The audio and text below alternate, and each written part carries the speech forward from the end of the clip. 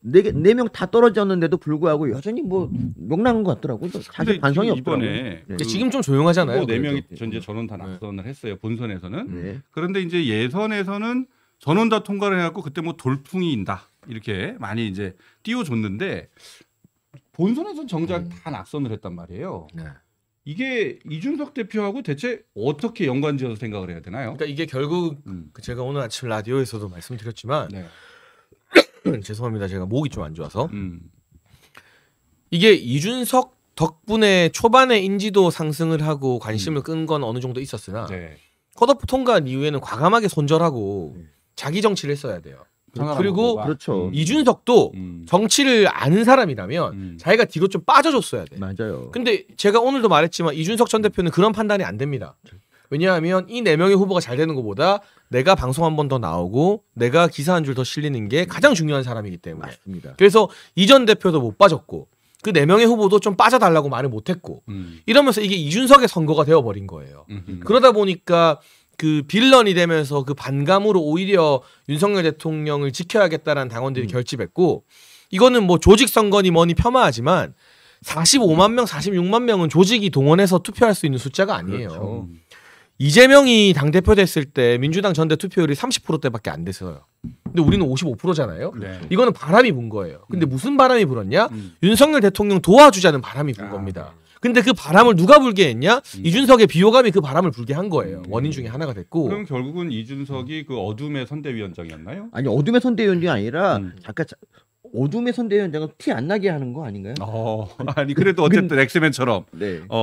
그렇죠. 천하용인을 맞아. 도와준 척하면서 우리를 결과적으로 도와준 거죠. 그러니까 그 4명이 정말 어른들이 그것도 이준석보다 다 나이도 좀 있는 분도 있는데 국회의원도 있고 그것 중에 넷이 그냥 이준석 똘만이라고 어울려 다니는 모습이 사람들한테 어떤 인상을 줬을까요? 그러니까 허은하 같은 경우는 제가 보기에 엄청난 손해를 봤다고 봅니다. 차라리 그냥 허은하가 이준석계라는 거 모르는 사람 되게 많거든요. 허은하 의원이 9%에 그쳤어요. 네. 근데 만약에 이준석이랑 계속 같이 안 다녔으면 어쩌면 될 수도 있었다. 근데 떨어진 거죠. 근데 이게요.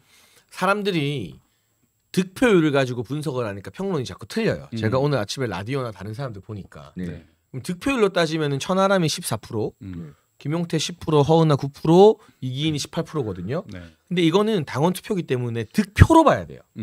천하람이 6만 표 얻었고요. 1인 2표인 최고위원 선거에서 김용태가 10만 표, 허은하가 9만 표, 그리고 이기인 후보가 8만 표 얻었습니다. 그럼 뭐냐? 이준석계가 가져가는 순수한 표는 6만 개예요. 그런데 1인 2표에서 김용태, 허은하가 각각 거기서 한 1, 2만 표씩 더 얻었잖아요. 9만, 10만 얻었고 이기인도 8만 얻었고 이건 뭐냐? 안철수 의원 찍는 표가 약간 흩어진 거예요. 그런데 왜 더 안 흩어졌느냐? 이준석이 30살이나 더 많은 안철수 의원한테 뭐 잘했어 톰 이러고 앉아있고 SNS로 틈만 나면 조롱을 하니까 사실 이번에 본선에 안철수 계라고 하는 최고위원 후보들은 거의 안 올라왔거든요.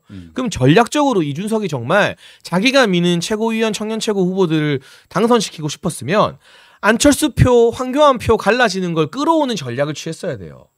그런데 그게 아니기 때문에 안철수 표가 거의 많이 안 흩어지면서 최고위원과 청년 최고한테 안 흩어진 거예요. 그나마 그래도 조금씩은 흩어져서 천하람이 당대표에서 6만 표 얻었던 것보다는 최고위원 선거에서 김용태 10만 표, 허은하 9만 표, 청년에서는 이기인 8만 표, 한 2, 3만 표씩 더 흩어졌지만 이준석이 잘했어 톰 이러면서 안철수 의원한테 그 난리만 안 쳤어도 2, 3만 표가 아니라 4, 5만 표 더 가져왔으면 그러면 당선권에 누군가는 최고위원 중에서 올랐을지도 모르는 거예요. 분석은 되게 고급진데 숫자가 막 들어가니까 막 헷갈리긴. 어쨌든 핵심만 말하자면 최고위원 선거도 이준석이 망친 거다. 네. 그러니까 결론은 이준석이 도움이 안 됐다 이거네요? 저도 아까 그렇게 말했죠. 네.